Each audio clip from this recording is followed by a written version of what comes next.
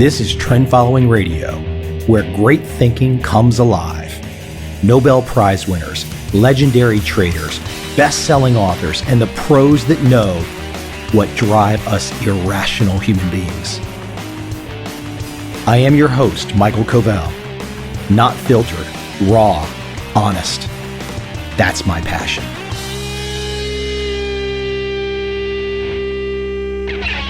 Today on the show, I have Larry Hite and Alex Greyserman. Larry and Alex are both with ISAM. Larry, for those of you out there who recognize his name, was originally first featured in the Market Wizards book by Jack Schwager. He was also in my book, Trend Following, and appeared in my film. Larry's a good friend, a great interview. We have spoken many times over the years. Alex is chief scientist at ISAM, PhD in statistics, also a professor at Columbia University. Both Larry and Alex, decades of experience in the trend following space. Also, to note, Alex has a book coming out on the subject of trend following and managed futures later this summer. I hope you enjoy this episode.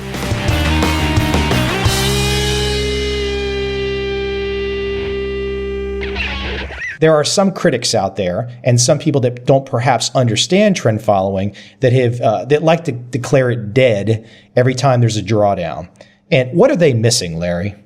They're missing that it's an extremely effective risk management tool. But it's not a perfect tool. And, guys women who really don't know much always look for perfection.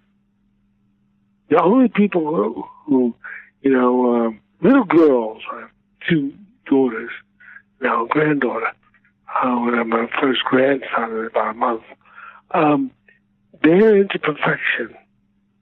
Well, perfection is, as Plato says, it's a concept. It's not true, You don't get perfection.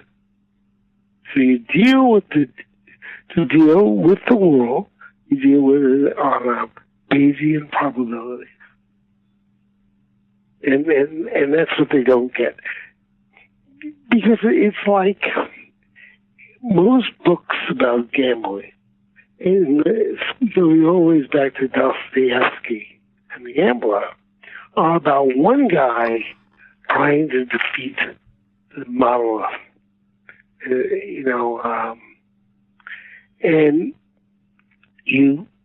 that's the drama. That's what people want to see.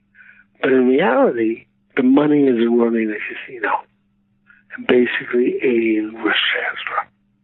And many, many, many years ago, before any of you were born, the futures trading at Penn and Wharton was in the department of insurance.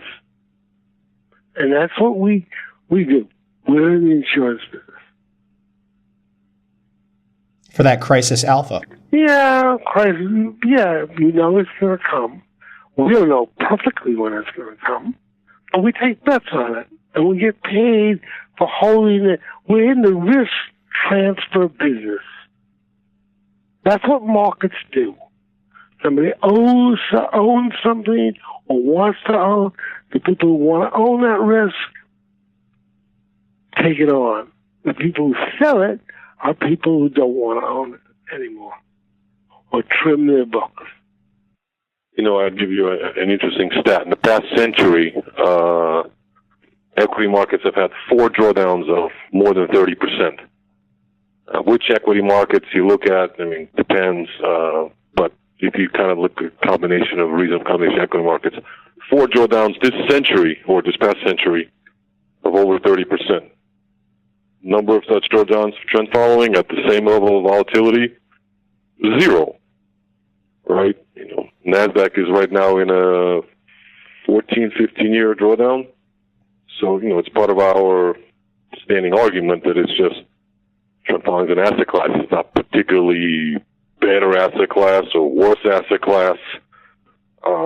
It's an asset class, and it has asset class type of characteristics, and sometimes it works and sometimes it doesn't. But if you look at the stats over 800 years, it's pretty darn good. Alex, let me go there. That's where I was going to go with you, is the 800-year study. So your firm did an 800-year study. Why don't you explain to the audience what was the premise, what you found out? Well, we looked at market data going back to, believe it or not, some data goes back to BC on markets like Bangkok rice, but a time period from which we have a reasonable number of markets, which is roughly 10 or more, goes back to 1222. So just about nearly 800 years of data. Now, obviously, the futures markets didn't exist before a certain date. Some of these markets, you can look at the data and sometimes you have to clean it up or it's not so reliable. But in the big picture, it gives us a feel for what went on. And we went back and applied fairly simple, traditional trend following systems. Cut your losses, let your profits run. Fair enough, we made certain assumptions that we could go long, we can go short. Whether we could have actually done that is a debate, but over 800 years, it gives us a reasonable picture.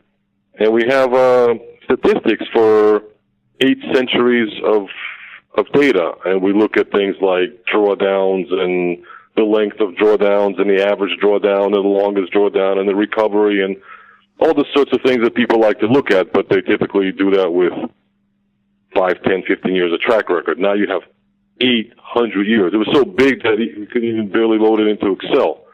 Now I'll just give you a few stats, but just a few interesting stats, like the largest drawdown, the length of drawdown, and in comparison to equity markets, we have equity market data from the late 1600s, and we have fixed income data from around 1300. Venice used to issue bonds, so the Venetian bonds from 1300. So we can compare the performance and trend following by itself and also to equity markets for around 300 years and to fixed income markets for around 700 years. I mentioned one stat before about the fact that equity markets have actually had much bigger and sometimes much longer drawdowns. If you look at equities for the 400 years that we have, the stats are roughly what you would expect, kind of high single-digit annualized returns over these 300-some years in equities with low double-digit volatility and some very large drawdowns, 50%, 60%, and very long drawdowns. I'm talking about equities again. 10 years, 15 years. In this current case of the NASDAQ, it's a 15-year drawdown as we speak. If you look at trend-following drawdowns, they're actually quite reasonable. There is a handful of drawdowns, but the average depth and the length are not particularly large. They're in line with equity market statistics. One thing I looked at was, assume you bought equities every month of the history. How many times would you be down 4 years later? Well, I just picked that as a number. So how many times would you have invested in equities and 4 years from that point of investment still be down? And it turns out that's right around exactly 10% of the time. In trend following, if you do the same exercise, you assume you bought into trend following throughout the entire history, how many times would 4 years later would you still be down? It's about 9% of the time, so it's roughly similar. The point is that we have roughly similar asset class characteristics, roughly similar statistics, but we have zero correlation. So to equities, which means any sort of combination of trend following with equities or with bonds, it's win-win. Clearly improves the risk-adjusted returns of the investor, which is the argument we've been making, that people should consider this an asset class and allocate some percentage of their assets to this. Let me get you to expand on the 800-year aspect, because I want people to understand why it's important, is that correct me if I'm wrong, but looking back at 800 years, what you're really looking at is measuring the buying and selling. You're really measuring human nature. And I'm assuming that you at your firm, Larry, you guys all believe that the 800-year study just confirms our understanding of human nature. And human beings like to create booms and busts and bubbles, and there are trends in markets. And I'm assuming that's a lot of what you found out in the data. That's right. We actually even looked at tulip prices and what would have happened and some other kind of like chaotic events. And it turns out that trend following would have actually done well in those environments. I mean, partially it's human nature, but partially it's just fundamentals in markets. I mean, there have been, for example, in the last couple of years, there was not a lot of trends in ags. So we didn't do so well in the ag markets because kind of no major events happened. And then last month, there was a tremendous fundamental event in lean hogs, and the prices went through the roof, so to speak. I mean, it's the fundamental event is still unfolding, so I don't know what's going to happen, but literally as we speak. So, yeah, what we've done over 800 years is not just human nature, but to see that things happen. And when things happen, we just try to make money out of riding the waves. At the end of the day, there's a lot of devil details, but it's not complicated. We're extracting natural divergence in markets, which has lasted, dare I say, forever. But sometimes, in the last couple of years, when certain strategies, when they stop working, people think that there's some sort of fundamental causal event, like government has made a law that this strategy will never work, or, for example, stat-arb strategies, which used to work, don't work as well anymore because of decimalization, whereas before you used to have big spreads. So certain structural things just kind of kill or impact certain strategies. In our case, actually, the drawdowns, it's actually the stops. It's sometimes when the markets get whipsawed, the risk management actually costs you money because, market goes up and then it comes down and you get stopped out and you go short and goes back up. So, but that's the name of the game. We take small losses and we stay there to survive, as Larry said in Market Wizards, right? Don't lose, what was the phrase? You can't bet it. What was the chip phrase that exactly? You can't win if you don't bet, but you gotta have your chips. Yeah, you can't bet if you lose all your chips. So if you look at the graph of equity markets for the last 3, 4, 5 years, people ask me, well, why haven't you made a lot of money from that trend? Because it's been, 100% move in the S&P in the last 4 or 5 years, or I'm talking just post 2008, or 150% move up, something like that. I mean, the S&P hit a low of 666, and it's now at 3 times that. So why haven't we made a lot of money being long equities? Not because we're fundamental stock pickers, just because we ride the equity wave in the trend following system. And the answer is we have made a little money in equities, not just us, probably most trend followers, but not as much as you would expect, because along the way, equity markets have had a handful of corrections, and if you manage your risk, you get out of those points, because those are the points that might have continued, and we might have then generated the necessary crisis alpha to display the benefits of this asset class.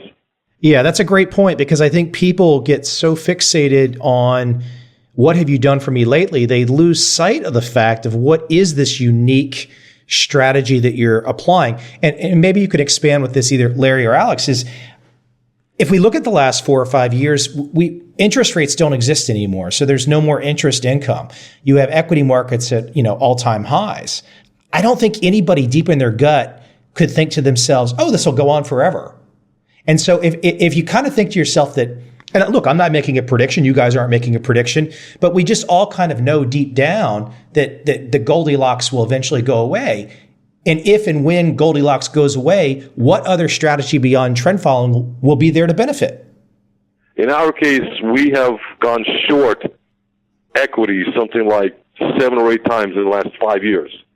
Every single one of those trades has been a loss, right? Because we would go short when the market starts turning down, and then QE comes out or something comes out, and the market goes right back up.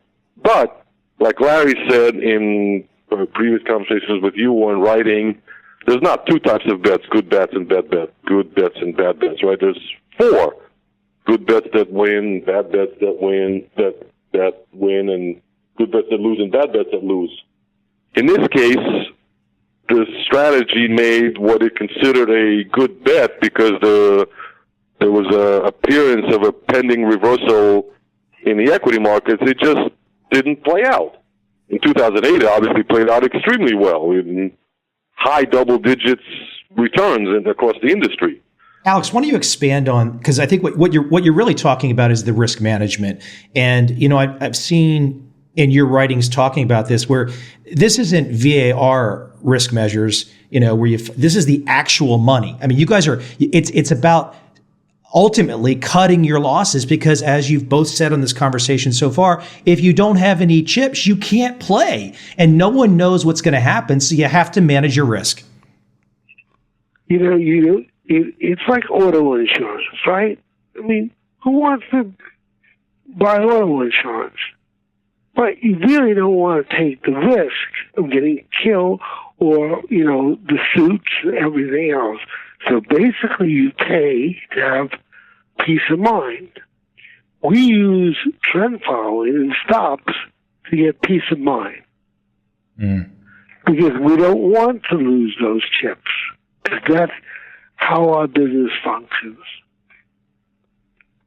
If you look at the size of those drawdowns, like I mentioned earlier, they look painful. Depending on any particular CTA or CTA industry, down a couple years in a row, or down this or down that. But actually, looking at the biggest scheme of things of drawdowns in other asset classes, it's small. I mean, we don't go down 70 or 80% like emerging market equities, for example, or like the Nikkei. I mean, I don't even know what's the length or the size of the Nikkei drawdown. Does anybody know? I mean, it's obviously huge, right? I mean, the NASDAQ drawdown was huge, and it might take 20 years to get out of it. I mean, so even though it looks bad, it's actually, relatively speaking, if somebody had a 10 or 20% allocation to this kind of strategy, and the equity markets ran up 100% on the rest of their allocation, and meanwhile they lost, the equivalent of a few percent on this, it's not the end of the world.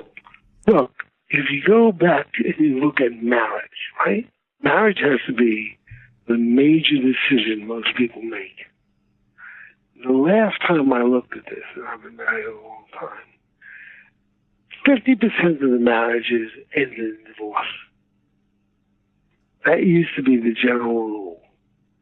So you gotta believe that no one has perfect knowledge. And even if you have perfect knowledge, and Alex and I did an experiment years ago,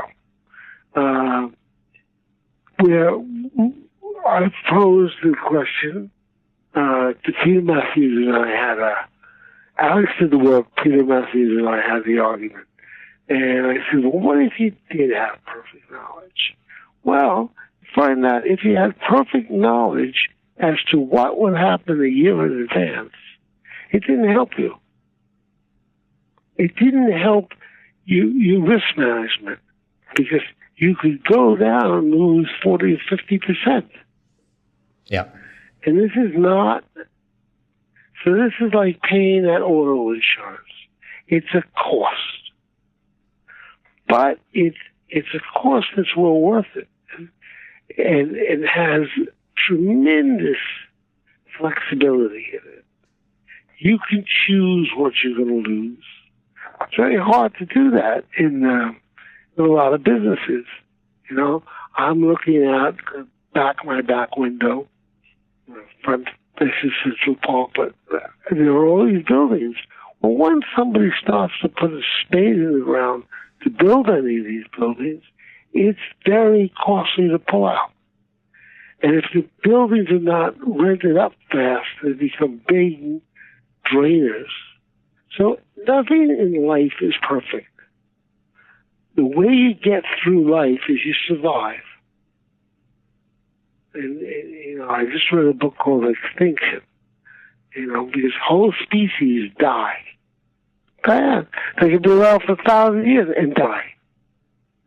So this is a very efficient way of managing the risk of financial debt. but it has a cost. Depending upon how you allocate to the markets and what's your speed of trading, you can get quite different results.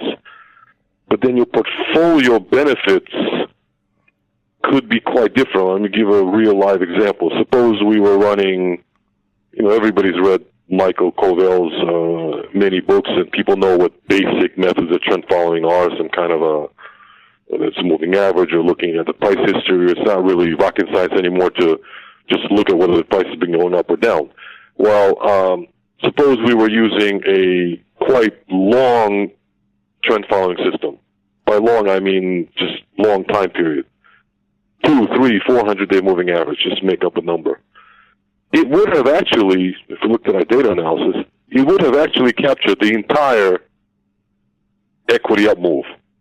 Well, in 2009, it would have taken a bit of time to get on the long side once the S&P rebounded from 666, and somewhere along the way, depending on the system, perhaps at 766 or 866 or some S&P level like that, the system would have turned long, and now roughly 1,000 points higher, it would have still been long and made a lot of money.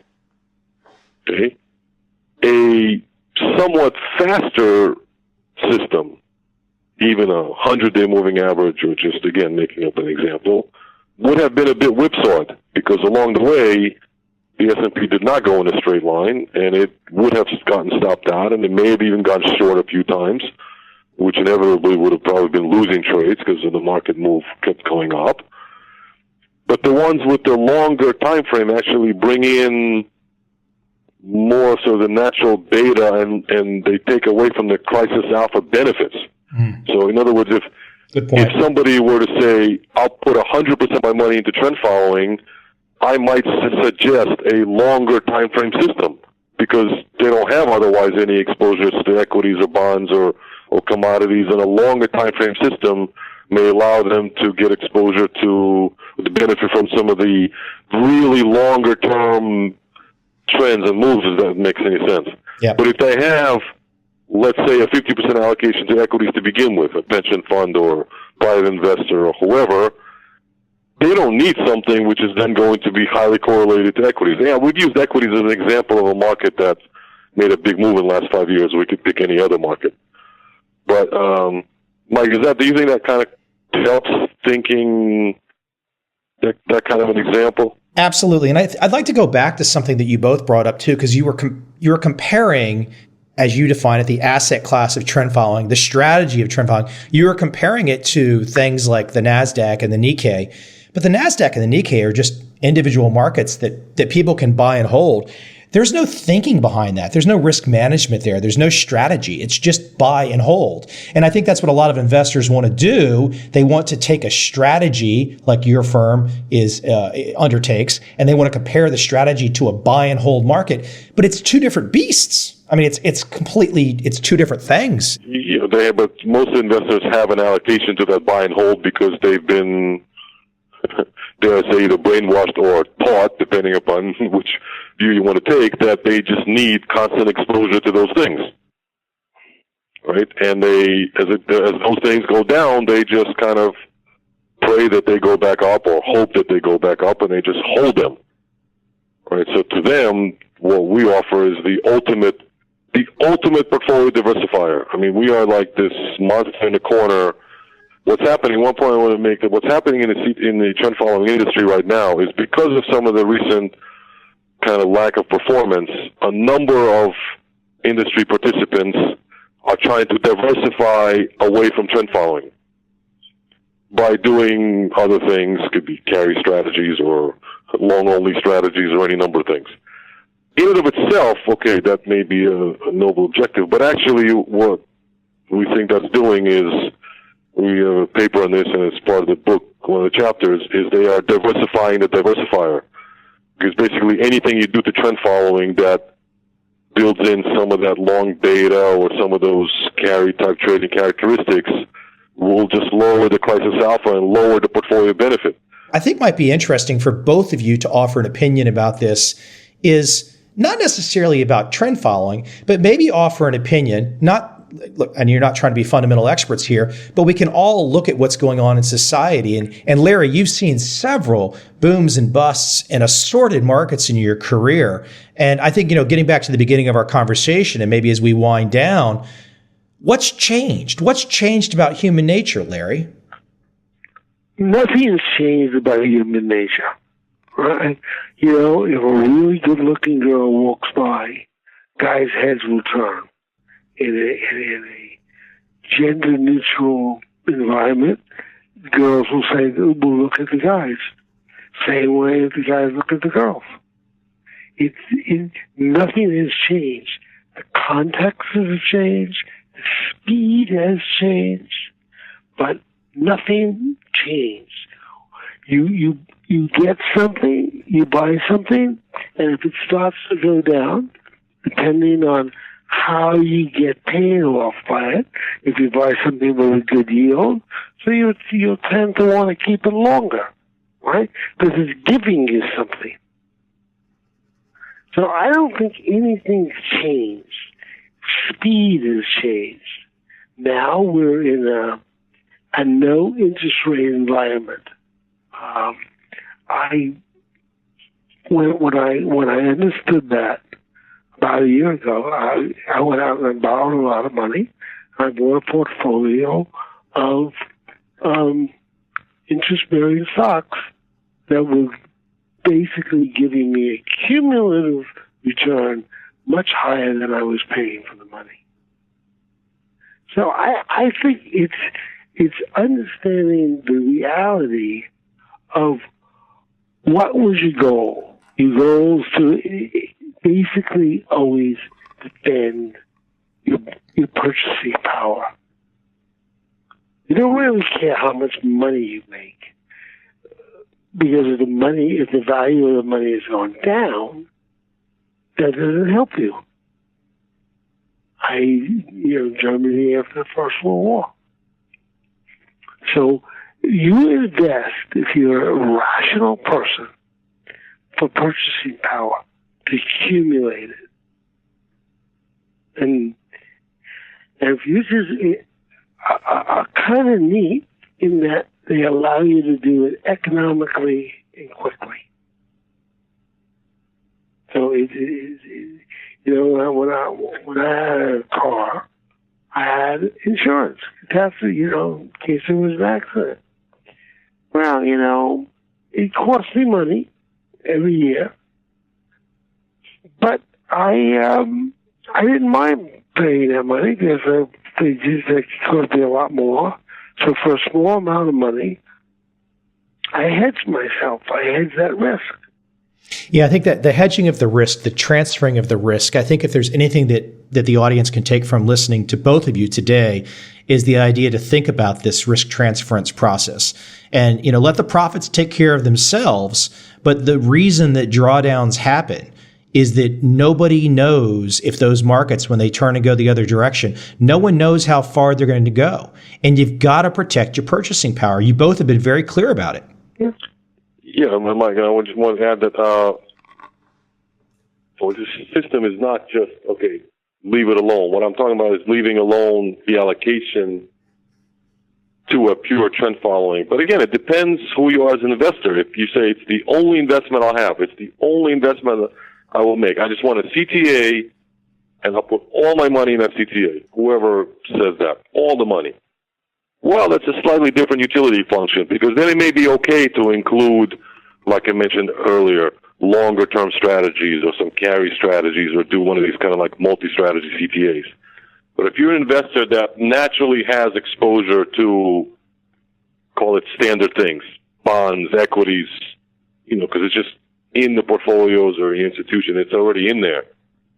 Then you need this as a portfolio diversifier. But then we, as a manager, and I assume others, we don't just sit on the same strategy. We do this, what I mentioned earlier, across the board, mentality. We have many more markets now that we can try to capture trends in.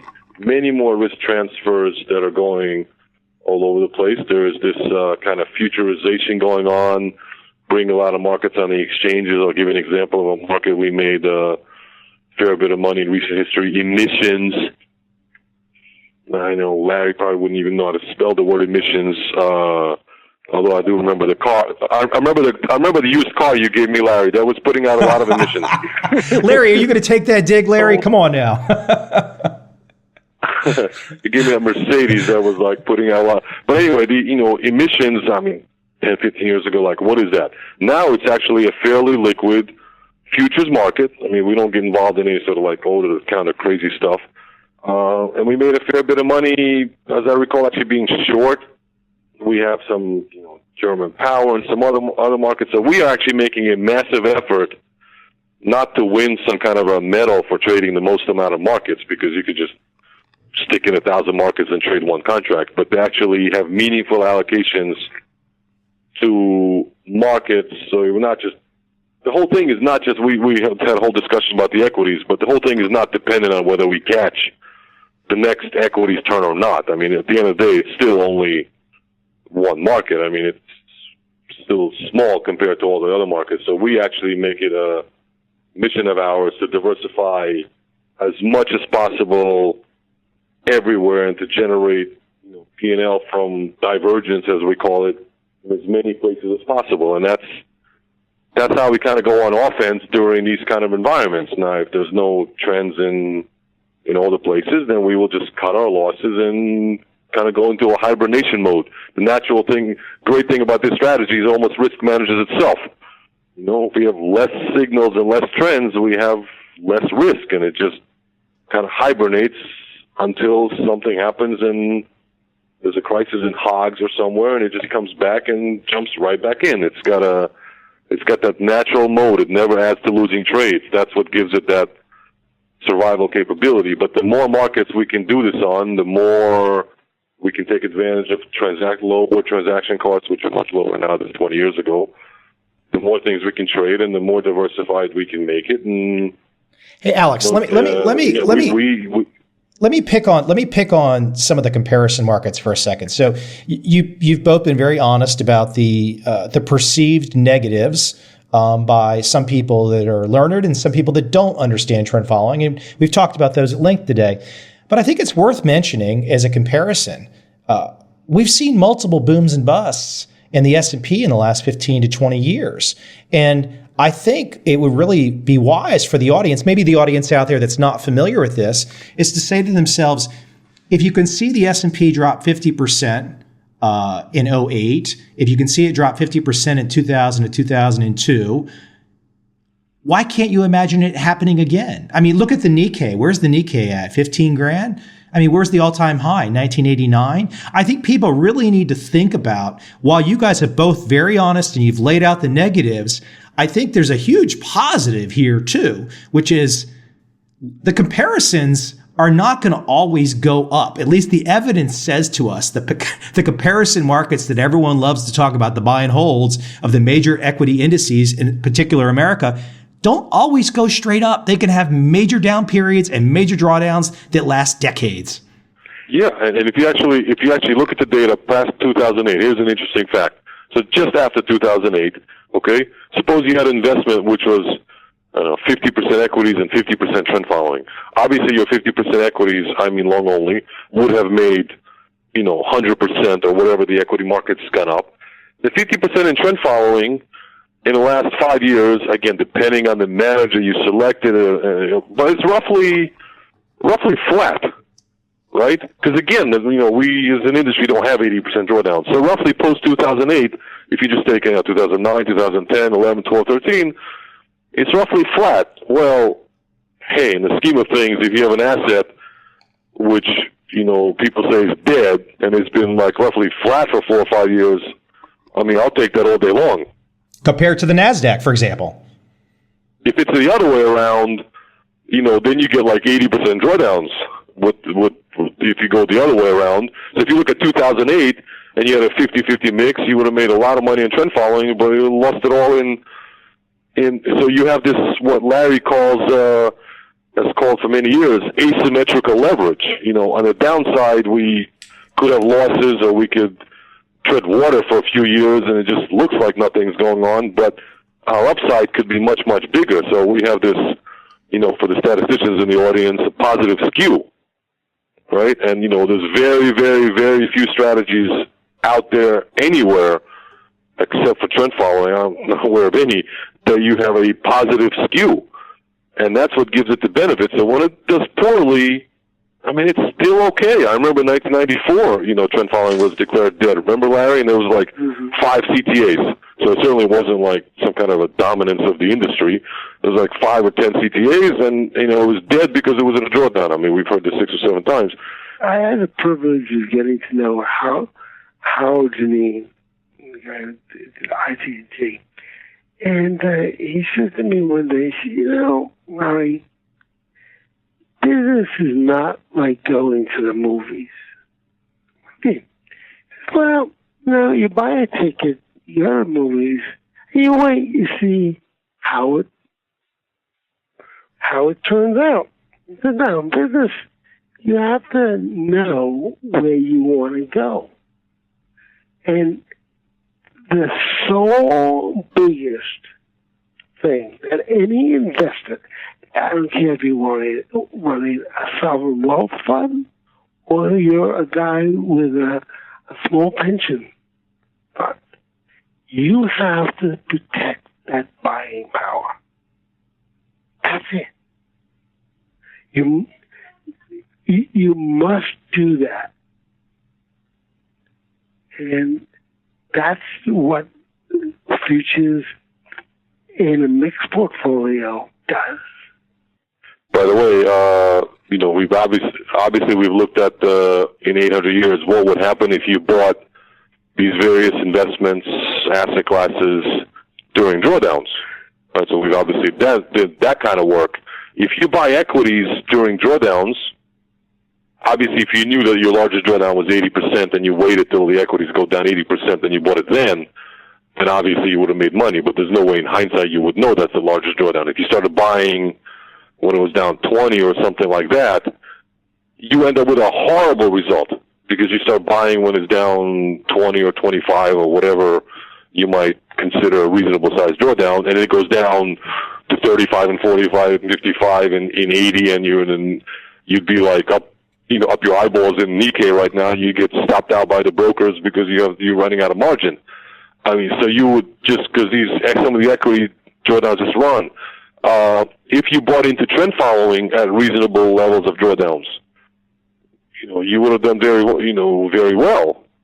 If you did it 2 years ago, you wouldn't have recovered yet because it was still in the drawdown. But historically, because trend following has this kind of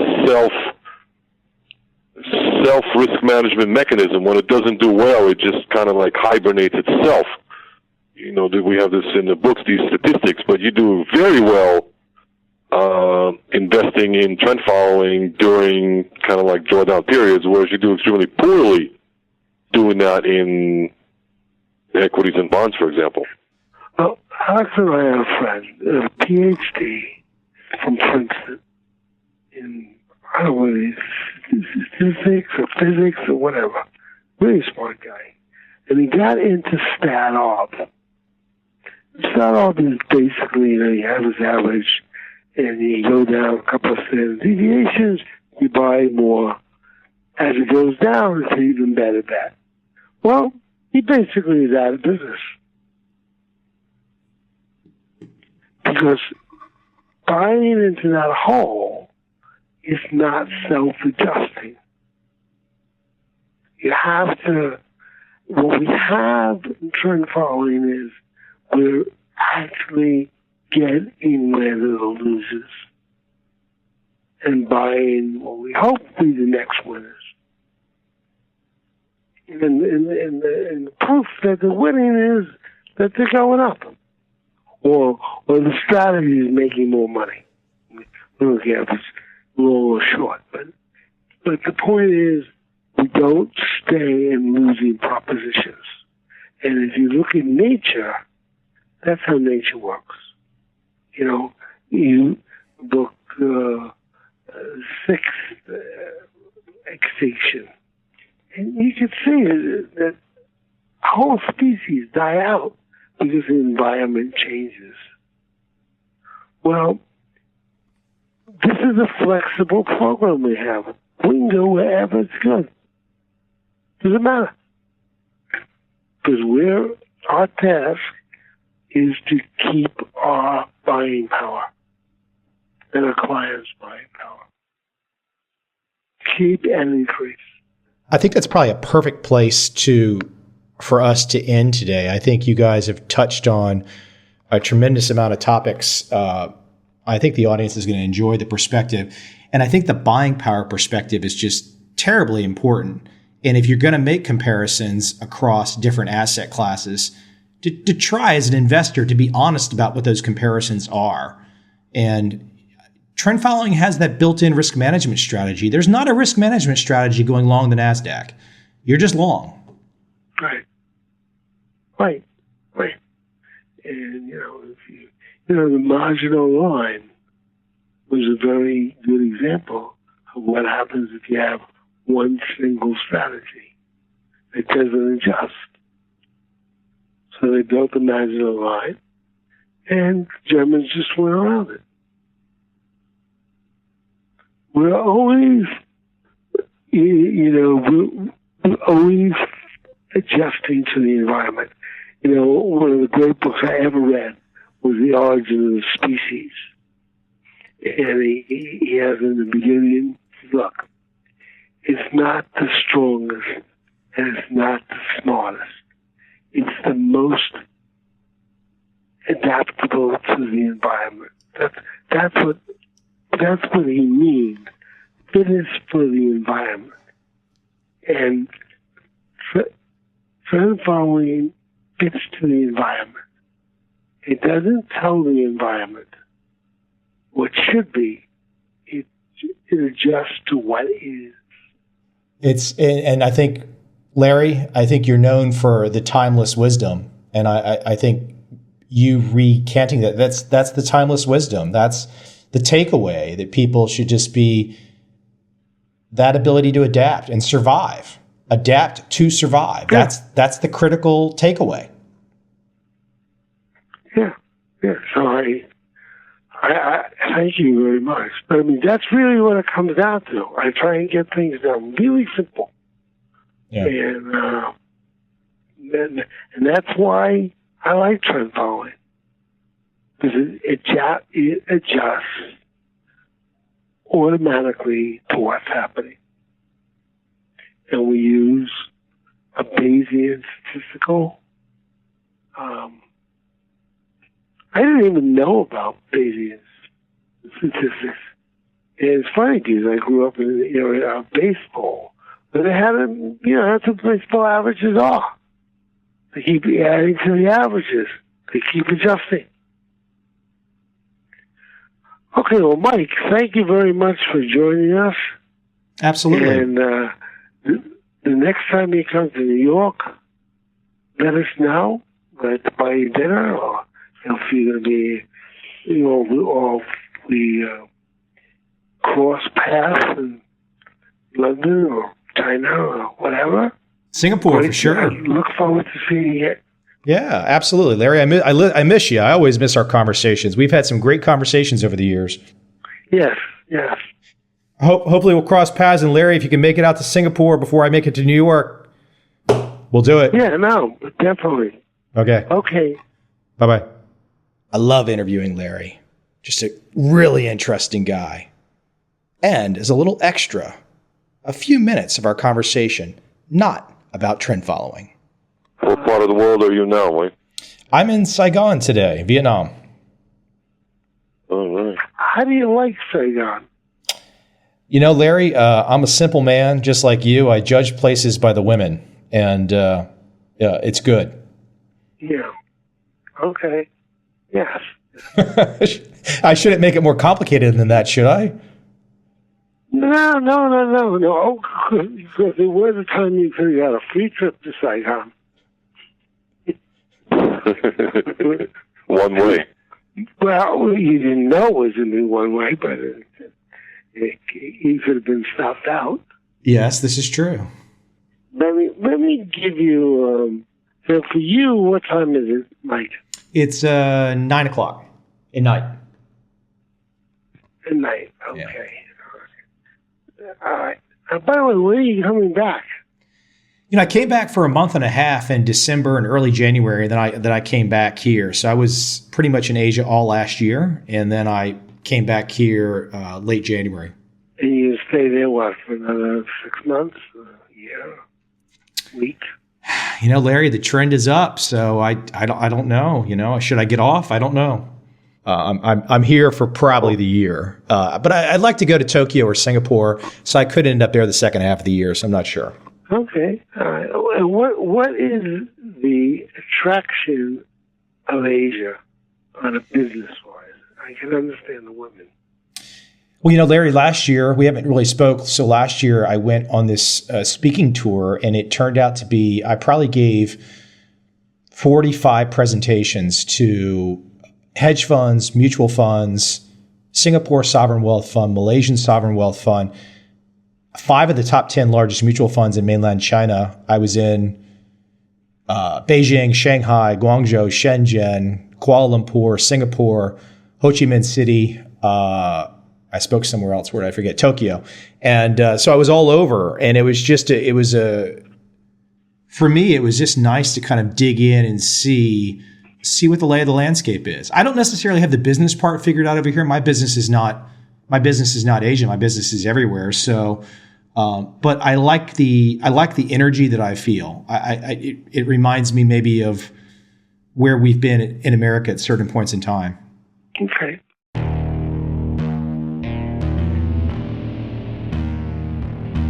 I see a time when those awake will understand how to make money in up, down, and surprise markets. Whether new trader or experienced, college student or financial advisor, protecting against a crash or just trying to make a lot of money, trend following offers everyone an answer in uncertain times. To get started immediately, send me an email, michael@covel.com. I will send you the right trend following steps to take along with my free video. But if you want to buy and hold, trust the government and trust Wall Street, this is absolutely not for you.